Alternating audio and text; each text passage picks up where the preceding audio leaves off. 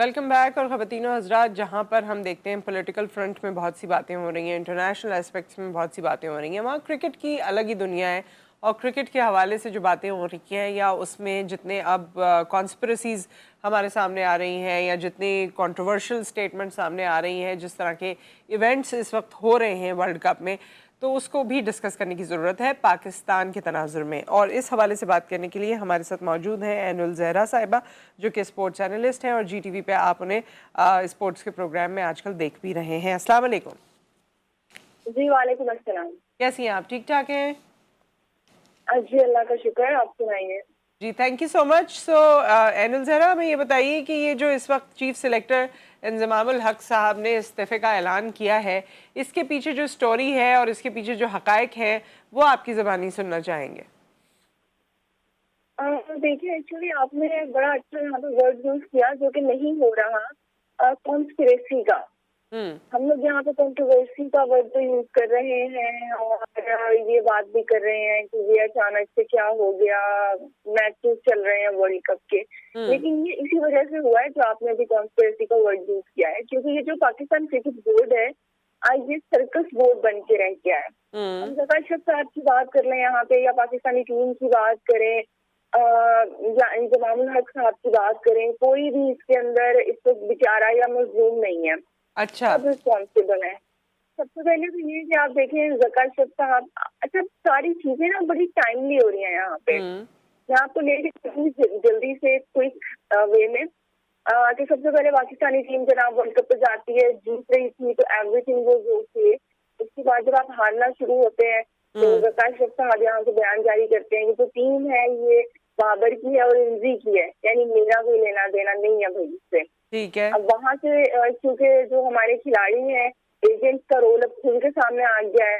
इसके पीछे भी एक रीजन है, बहरहाल पहले तो नहीं आया, अब आ गया है। तो वो जो एजेंट्स हैं वो खिलाड़ियों के लिए काम करते हैं। अब किसी को अपने कुर्सी किसी तरह, किसी को कैप्टनसी किसी तरह, किसी तरह, तो वहाँ से खबर सामने आ जाती है जनाब के खिलाड़ी तो जो खिलाड़ी हैं वो तो बेचारे हैं, उनको तो सैलरीज नहीं दी गई हैं। तो अब उसके ऊपर एक मजलूम कार्ड प्ले किया जाता है। फिर यहाँ से जो है वो खबरें आती हैं कि बाबर आजम का तो फोन नहीं उठाया जा रहा कैप्टन का, और इस तरह की बातें।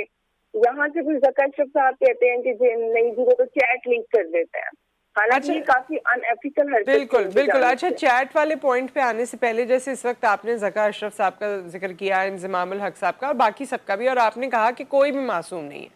अच्छा, इंज़मामुल हक साहब जो इस वक्त बता रहे हैं कि जी मैंने ये जितनी चीज़ें चल रही हैं और मेरे नाम से भी अगर मंसूब की जा रही हैं तो उसमें सबूत पेश किए जाएं, उनकी तरफ से ये बात आई है। और वो कहते हैं कि मैंने इस वक्त यही सबसे ज़्यादा प्रूडेंट फैसला था कि मैं इस्तीफ़ा दे दूँ।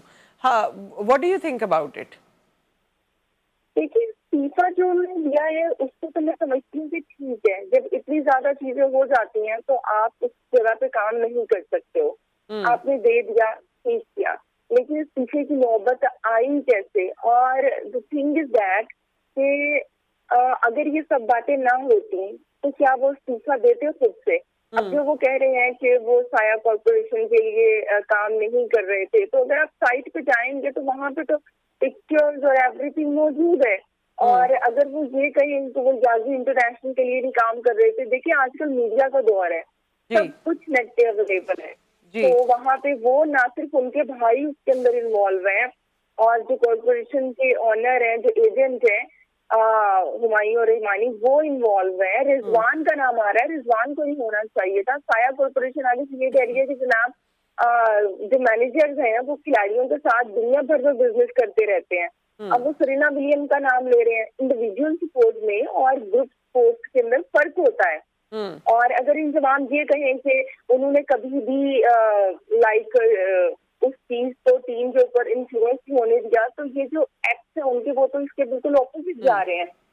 अगर आप देखें तो इसके अंदर वो जब चीफ सिलेक्टर बने तो उन्होंने डिमांड की मुझे एनओसी चाहिए है। एनओसी आपको क्यों चाहिए? यानी खिलाड़ियों को आप लीग की परमिशन क्यों देना चाह रहे हैं? हमें नहीं पता कि आप एनुल ज़हरा ये बताइए कि ये सारी चीज़ें जो अब हमें निकल के सामने आ रही हैं, इस वक्त तो सारा फोकस वर्ल्ड कप में परफॉर्मेंस पे होना चाहिए, एक सपोर्ट सिस्टम प्लेयर्स के लिए बिल्ट होना चाहिए, क्योंकि ये वर्ल्ड इवेंट है। एंड आई एम श्योर तमाम जितनी भी इसमें टीम्स हैं उनके मुल्क भी उनको सपोर्ट कर रहे हैं, वो अपने गेम को इस वक्त या अपनी फिटनेस को फोकस कर रहे हैं। लेकिन हमारे पास यहाँ चैट लीक हो रही है, तो हमारे पास कभी कोई इस्तीफ़ा दे रहा है, हमारे पास कहीं से कोई चीज़ सामने आ रही है। तो ये चीज़ें इस वक्त करना ज़रूरी थी, या इसके भी पीछे कोई एजेंडा है, कोई सोच है कि ये राइट टाइम है, इसी वक्त ये सब कुछ होना चाहिए? देखिए, आपने बड़ी अच्छी बात की है। रात में प्रोग्राम में जीटीवी पर हम यही बात कर रहे थे कि आज पाकिस्तान का और बांग्लादेश का मैच है। बिल्कुल। असूली तौर पर बात तो उस पर करनी चाहिए थी कि क्या कॉम्बिनेशन होना चाहिए है, टीम जीत पाएगी या नहीं जीत पाएगी, बट हम इस पर बात कर रहे हैं। और इसके पीछे रीजन ये है कि अगर बाकी टीम्स की बात करें तो वहाँ पे क्रिकेट इम्पोर्टेंट है, वहाँ पे उनकी टीम्स इम्पोर्टेंट है। आप देखिए, अफगानिस्तान ने तीसरा मैच जीत लिया और हम यहाँ पे उनसे पीछे रह गए हैं। द रीजन इज दैट कि अपने एजेंडाज हैं। अब यहाँ पे ज़का शरीफ साहब को अपनी कुर्सी बचानी है, चेयरमैनशिप की इलेक्शन वो करवा नहीं रहे हैं। इंजमामुल हक साहब का खुद दामन साफ नहीं है, या अगर है तो बड़ी अच्छी बात है, प्रूव हो जाएगा। और अगर खिलाड़ियों की बात करें तो खिलाड़ियों के अंदर इतनी एजेंटबाजी है, दोस्ती यारी कल्चर है कि वो भी इसके अंदर कोई क्लीन नहीं है। अपनी मर्जी के आप खिलाड़ियों को खिला रहे हैं। और ये जो स्टोरी लीक हुई थी कि सैलरीज नहीं मिली है, तो भाई सैलरीज तो आपको इसलिए नहीं मिली है कि आपने कॉन्ट्रैक्ट साइन नहीं किए थे। आपकी अपनी शराइत थी, आप कह रहे थे कि नहीं इसके अंदर इंक्रीमेंट किया जाए, आईसीसी के रेवेन्यू में भी शेयर चाहिए हमें, यूट्यूब के जो रेवेन्यू है उसमें भी शेयर चाहिए, तो इस वजह से लेट हो गया। तो हर एक की अपना यहाँ पे एजेंडा है, हर एक की अपनी यहाँ। अच्छा, ये भी बात सुनने में आई, इसमें कितनी सदाकत है कि बाबर आजम, रिजवान जैसे कि आपने कहा, और शाहीन, इन सब का नाम आ रहा है, या इन सब के लिए ये जो कॉन्स्पिरेसी की जा रही है, बैकग्राउंड बनाया जा रहा है, उसकी रीज़न ये भी है कि कोई बहुत बड़ी कंपनी थी जो अपना लोगो इन पे लगाना चाहती थी इनके शर्ट्स पे, और इन्होंने उससे मना कर दिया था, जिसके पैसे पीसीबी को मिलने थे।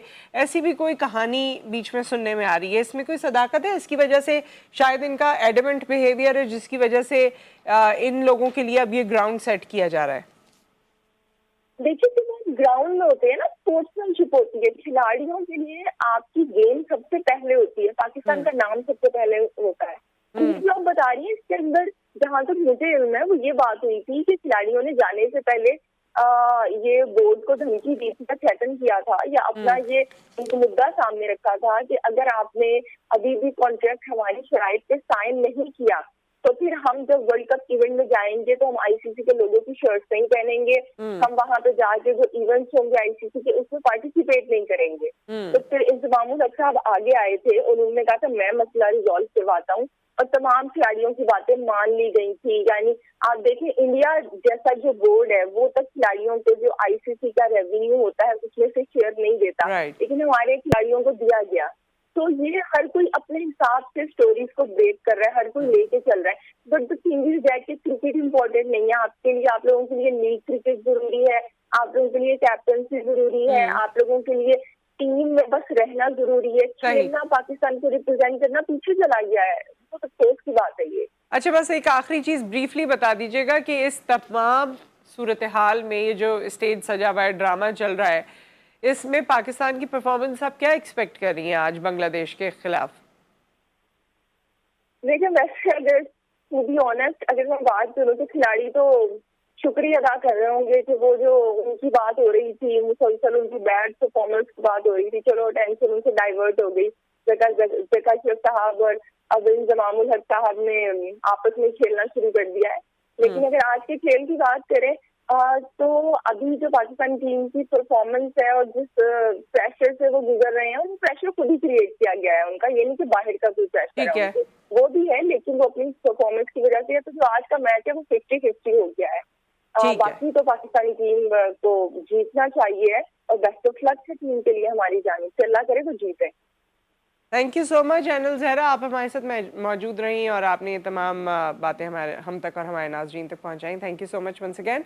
ख़वातीन हज़रात, बस दुआ कीजिए कि हमारी जो टीम है, कोई ना कोई प्रेशर उनकी किस्मत में लिखा हुआ है, चाहे वो सेल्फ क्रिएटेड हो, चाहे वो बाहर से आए, चाहे वो अंदर से आए, चाहे वो कहीं से भी आए।